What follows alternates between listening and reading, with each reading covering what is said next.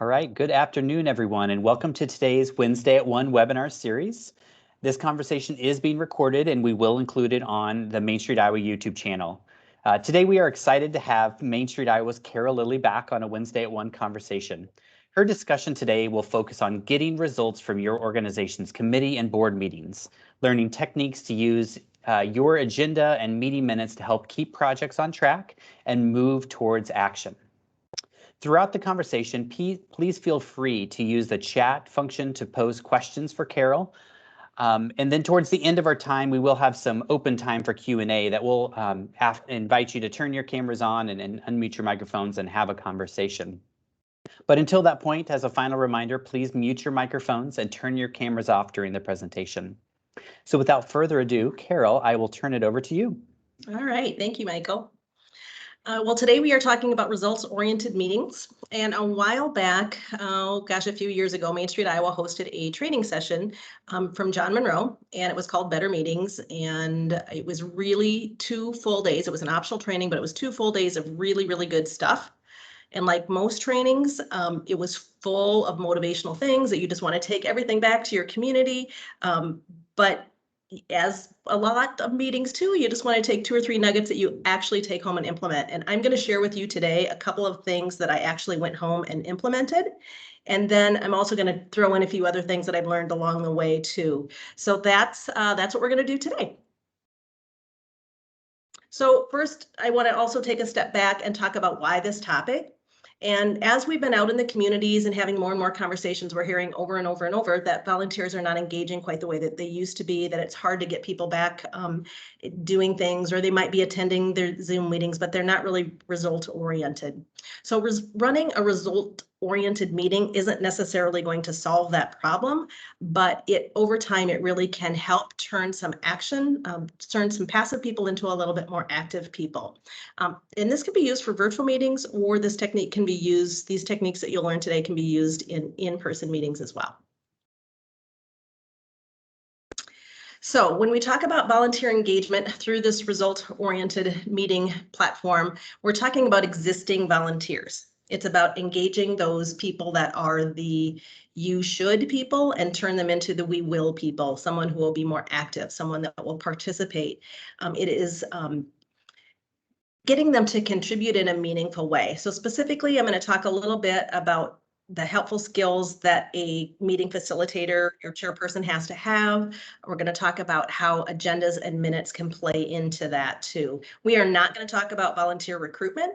And we're not going to talk about engaging in bringing new volunteers in. That's not what today is about. So the first step that you need to do is kind of get the right person in place, and that would be kind of that right captain of the ship. So it's the person that's going to lead the meetings, because the way that a meeting is led can make or break the effectiveness of that meeting. And you all know that as you're experienced working with meetings for a while now. So, but the chair should be able to keep the meeting on track. And by that, I mean, they need to be able to, it needs to be someone who can watch the clock and watch the agenda and monitor how much time needs to be spent on a given topic, or can understand what maybe needs to be tabled if there's a good discussion going on. They also need to be able to be confident enough to eliminate side chatter, to stop the meeting and say, hey, can you share with us what you're talking about over there, or that type of thing. So you want someone who's willing to do that. And then they need to be able to make sure that everyone feels comfortable and can contribute and be able to speak freely and express their minds, because you really want someone who is going to be open to new ideas. The next thing they need to be able to do is to bring things to a conclusion and move on to the next agenda item.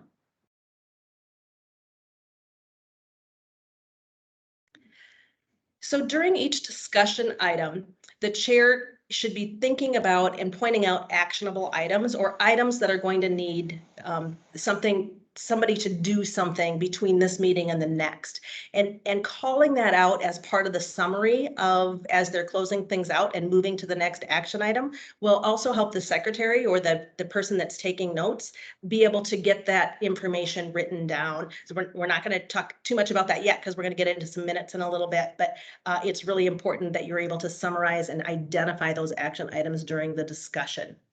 It's important to get volunteer buy-in. If there's not a lot of discussion and passion around the room, move on. don't spend a lot of time on that item because there might be other things that you can spend some time on. And then in those final statements, as I said, you want to be able to close things out and summarize kind of what happened in the meeting. And then make sure that you're adjourning on time. One thing that I do want to point out is we all know that there's kind of that meeting before the meeting and meeting after the meeting. And that social time is really important for volunteers and engagement, because that's really a lot of reasons why people are involved and enjoy that. But as long as you don't actually change the content of what's happened in the meeting before and after, make sure that the business of the meeting happens during the meeting. Conversations of before and after are fine, but just don't change any decisions that have happened as a group. And that kind of brings us into the agenda, because it's your planning tool. So the chairperson or the captain of the ship, and you as executive directors, or the executive directors in the group are kind of planning the agenda and figuring out what you're going to be talking about. So when planning that agenda, the first thing you want to do is really think about the outcome. And John Monroe in his training called it a let's leave with list. But basically it's saying, what do you want to accomplish with this meeting? What decisions need to be made? And how are we going to make that decision? Do we need to vote on it? Can we just talk it over and whoever's in the room come to a consensus? So those are kind of the things that you're thinking about. We're going to have a real life example today, and it's going to be a design from the design point. And we're going to talk about a beautification task force committee meeting or training session. So in our example, we're going to, the outcomes that we might be thinking about are a decision. Your decision is going to be what types of flowers should be planted, and how much are we going to spend.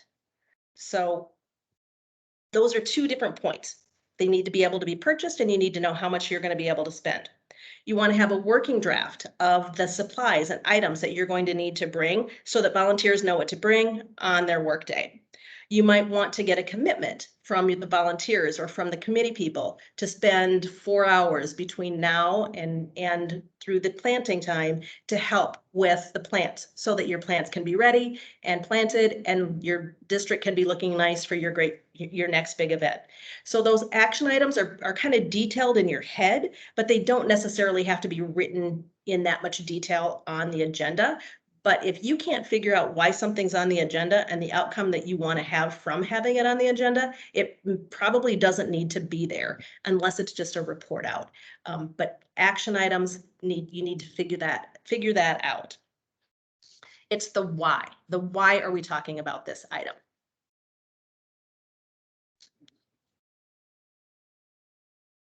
So the parts of the agenda. Parts of the agenda are the header, key objectives, discussion items, and outcomes. The key objective is one that I don't see on a lot of agendas, but it is a good idea because it's explaining to people why they should come. Why should they participate in this meeting? It also, for example, a standing meeting might not be as specific as a task force meeting. The discussion items are your old business, new business. It's basically the meat and potatoes of what you want to talk about during the meeting. And then the outcomes are what I think are really the most important part of your meeting agenda, because that, again, it's that information of why you're having the meeting and what results that you want to have. So I'm going to move one more screen here. And this is our sample agenda. So we're going to dig in a little bit deeper. You'll notice the header answers the who, what, when, and where. So it's the agenda. It's for the Design Point Beautification Task Force. It tells when the meeting is, and it tells where the meeting is going to be held. The next section is the attendees, and that's the anticipated attendees. Those are the people that should be attending. They're part of the task force. You'll notice that we have identified Monica Geller as our chairperson, and Rachel Green is going to be the note taker. Now, for some meetings, you may want to include a little bit more detailed on who's coming. You might want to say Phoebe Buffet is there to represent businesses and Ross Geller is there to represent residents within the district. So you can go in a little bit more detail on attendees if you would like, or if you feel it's warranted for a particular type of meeting. The purpose of the meeting is listed, and for today's purpose in our example, we're saying we want to determine a plan for beautifying the district with flowers. That's it. That's what we're doing today. Every meeting agenda should include a welcome and introductions, because not everyone knows each other as well as you do, and over time people do get to know each other, and you may be able to loosen that up a little bit. But whenever you have a guest, make sure that everyone around the table gets introduced, because that just helps that guest feel more welcome, or especially if you have a new volunteer, because they want to feel part of the group. We don't have any old business today, so we just kind of have an NA by that. But then we move into that meat and potato, the content part. We're going to talk about the new business. We're going to talk about the downtown flowers. We need to find out what our budget is. We need to know what type we're going to buy, all of those outcomes. These are kind of that outcome section, just written in a little bit of a different way. And then you're going to see a little bit more as we move in. We actually list at the bottom of the agenda the anticipated outcomes and the we will statement. So at the end of this meeting, we will determine what kind of flowers we're going to purchase. We will determine who is going to purchase the flowers and where they're going to be delivered. We're going to pick a date to plant our flowers. We're going to generate a list of supplies needed. You kind of get the idea. There's a very specific list. Everyone who looks at that agenda before they come to the meeting knows exactly what's going to happen during the meeting, and they can make a decision. This meeting is important for me to attend, or this meeting, I'm not really wanting to help with flowers this year. I'm going to step back and maybe not attend. You want your doers to be at the meeting. You want them to be at the table. So this is a way to help them understand what's going to be happening. You also have your next meeting date, and then also where that meeting is going to be. And then, as we said earlier, you want to adjourn. Make sure you're adjourning on time. So this agenda kind of translates then into the meeting minutes, which is what we're going to talk about next. So your meeting minutes are another tool that can engage volunteers. They should include everything that was on the agenda, but just with a little bit more detail, and keeping in mind that these are also part of your historical record. So you need to have, the outcomes of votes and those types of things need to be part of that detail. But that's not what the meeting is about today, so I won't get too much further into that. But you want to make sure that you have all of those items on your agenda, or on your minutes, that kind of follow what had happened on your agenda. So here's our example of our meeting minutes. So Rachel was our note taker, and I must say she did a fabulous job doing her highlights of the minutes. She tracked who attended the meeting, and she also let everyone know who did not attend the meeting. And when you identify attendees this way, when you start to see trends of people who are not participating, it's a good rule of thumb to be able to reach out to them and find out why they're not participating, or maybe they're just moved on and it's time for them to generate excitement in another part of your organization. Maybe they're done working on flowers, but they really want to work on your Christmas event. So you can keep volunteers engaged by just having that conversation with them. And this is just a really easy way that you can track from month to month on who's participating. Plus, it also puts a little bit of pressure on people to step up and actually be attending meetings so they can be helping out. We also, again, listed the purpose of the meeting. Again, just to follow through with that agenda and to keep those two documents in sync. But next part is where we change it up a little bit. So those meeting outcomes that were at the bottom of the agenda are moved up to this section of the meeting minutes. They've moved up to the top, and they're no longer outcomes, but they are action items, and it is very specific. And it says our first outcome was what type of flowers to purchase. Well, the first action item, determine what type of flowers to purchase. That was done in the meeting, so we just have done written there.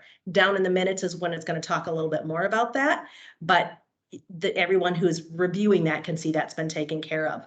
Determine who will purchase the flowers and deliver them to the work site. Rachel and Monica volunteered to do that. We've identified them right at the top of the list. They know that's their job. They know that that's what they've signed up for. Now, in our example, everything is taken, but you might have an action item that didn't get filled. So during the meeting, no one volunteered to do that. Your team members that were absent can easily see what tasks still need to be done. And when you reach out to them after the meeting, they may say, hey, you know what? I can do that. Put my name down for that. Or if no one volunteers for something, it's staff's decision on determining how important it is for them to pick up the slack, or if it's something that can just wait. If no one volunteers for something and it's not a key part of a project, you might just want to let that go. And I know how tempting that is for staff to pick that up. But do your best to make sure that the volunteers have an opportunity to fill in all of these slots. There are going to be times that staff have to help out. We all know that. We've all been there. But this, the more that you can do to allow volunteers to step up and hold things open for those people that maybe couldn't be there. Or it also helps identify, we have a hole in this committee because there's so many things that aren't getting done. And those other committee members might say, hey, I'm going to bring a friend and I need to bring them into the fold too. So try and just have volunteers' names in that section of the list. Then there's the welcome and introductions. It talks about that, provides that feedback as well. And then we're going to move into there was no old business. We're in that meat and potatoes part again. So then this is where there's a little bit more detail that carries on to how those decisions were made. The outcome, notice we listed the outcome again, but we also said that's up at the top of the agenda. So take a look at that. We've listed the next meeting day and time. The location, notice we had to move our meeting, and then the meeting adjourns on time. So getting volunteer engagement through meetings, it improves if you provide specific outcomes that you want and then specific action items, and turning that we will list and highlighting those items is really important to help people be able to become engaged. It just makes it really, really obvious. We're not going to solve the problem of volunteerism, but we are going to make it easier for people to participate.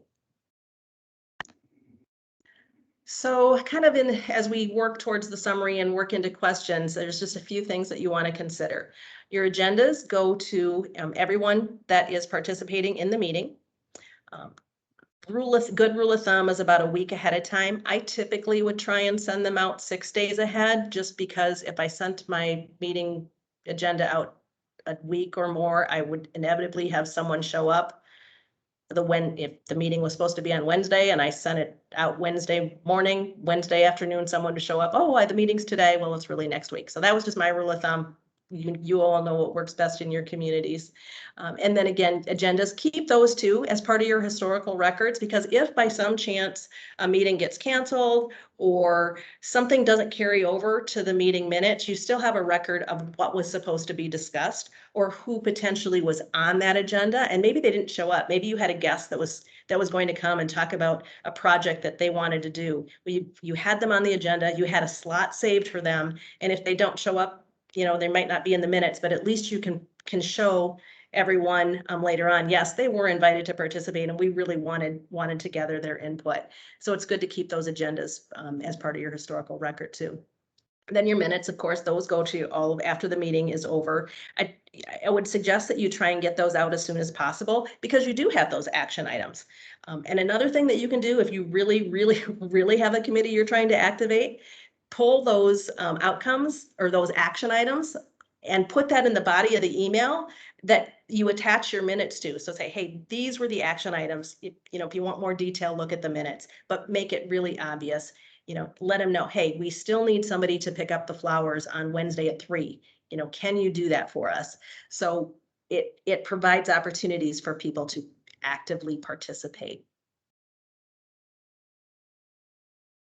I would also send a copy to your board of directors or to have them in your board packet. And then again, the historical records, you need to hang on to those in your files. So this was a really quick hit session. These are very, very specific tools to get action out of your volunteers. And the intent wasn't to go over, should we be using agenda or should we be using minutes? It was just kind of a way to organize those to turn them into action focused. So it was kind of that quick refresher, how a captain should lead the ship, those minutes, agendas, and how you can turn those items and turn them into tools to make action happen and to re-engage your volunteers in that process. So really, it's up to questions at this point. Like I say, this was kind of a quick one today, but I found it to be pretty successful myself. And I'll be honest, I did not use this in every committee in the entire course of the time. It kind of ebbed and flows, but the most productive committees that I ever worked with used some sort of tool. It might not be specifically like this, but did use some sort of tool that was similar.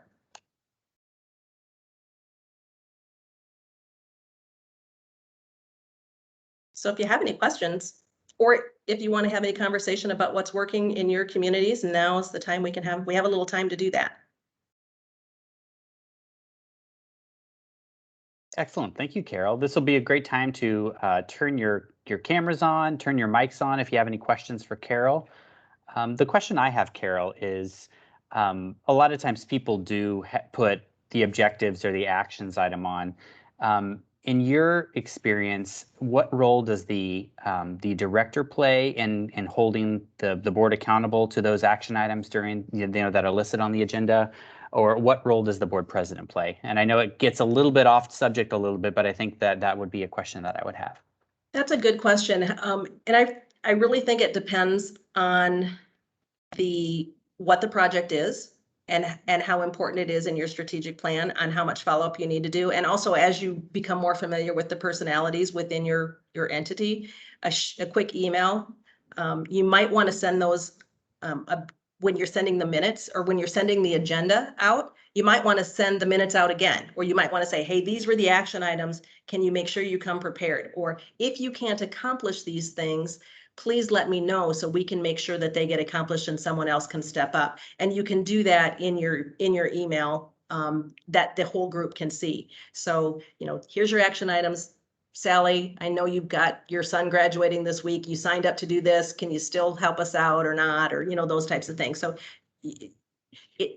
I hope that's not too vague of an answer, but it really just involves on kind of gauging your volunteers. And the biggest thing that you can do is learn what you can let go and not do. If a project ends up taking a couple more months than you would want it to, that's okay. And you're going to go through a process where things are going to move slower before people are trained into knowing, no, this is how it's really going to be now. So I recall from when we kind of transitioned some of our agendas to this way back in, I think it was like 2009 is really when this training was. It was a while ago, but there was a period there where things kind of stretched out a little while, and then it was like, okay, we got to do our stuff. We've got to step up.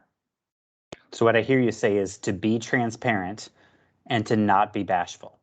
Yes, absolutely. Excellent. And engage your chair people to help you with that process. Great. Thank you, Carol. What about questions from the group? Does anyone have any questions, curiosities, scenarios?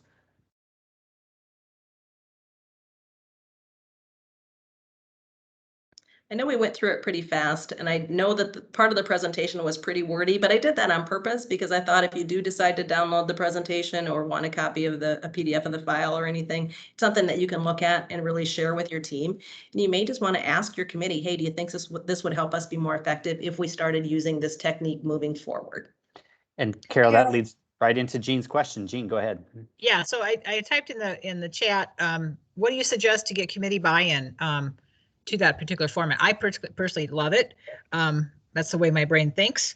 So I'm like, oh, I want to make everybody do this, and that's not a realistic approach. But I share the opportunity, share this with them and say, hey, I think this could make us more effective and help us keep our tasks moving faster, and kind of get that buy-in. Work directly with that chairperson, and you might even do a couple of agendas for your chairperson in advance and say, hey, this is going to be our agenda. I see Mary nodding, going, yep. I know that sometimes it really is the director that's making those agendas and then running it by the chairperson first. We all get, there are times that happens. So just kind of working towards that change is an opportunity. I wouldn't just spring it on them. I would just say, hey, next month, how about we try this? Would the same format apply to the board meetings then too, since they're more of an oversight versus? I think you can go either way on that. If there are specific items that you want to come out of the meeting, it's definitely something that you could use. Maybe the purpose statement might be a little bit more vague. It might be actually your mission statement might go there, or some of your standing committees. If you have just like a regular design committee and you cover several tasks, you might have in that purpose statement that just your design committee's purpose statement, as opposed to what the specific purpose of the meeting is. But every meeting you want to have outcomes, even if in the board meeting, even if your outcome is we need to vote and to approve the financials, we need to vote to approve the minutes. There are action items in every meeting. Plus it might help identify some, if it's turning into meetings that are really just turning into report out meetings, that's a red flag that you're maybe not using the meeting to its fullest potential. And your attendees are gonna see that as well and maybe want to say, hey, how can we make some more decisions here?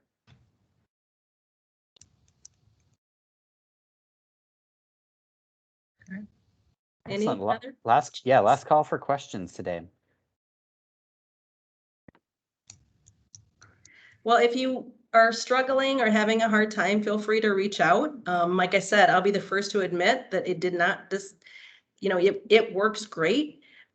There were some times where it kind of fell off the wagon, like, everything. It gets hard to do sometimes, but in thinking back and you think about what projects really went well and go forward, this just was one thing that keeps coming back to me. And as I kept hearing over and over, it's hard to get our volunteers engaged. It's like, this is a way we can help with that. So hopefully you have a couple of nuggets you can take and use moving forward. And like I say, it had enough.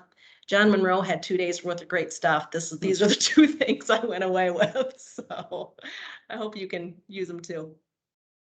Excellent. Well, Carol, thank you again for putting these thoughts on and really sharing your personal perspective from your time in Cedar Falls and in local communities across the state. As a reminder, this session is recorded and we will be on Main Street Iowa's YouTube channel. So look for that in the next couple days, and we will also share Carol's PowerPoint that has some of those really good examples.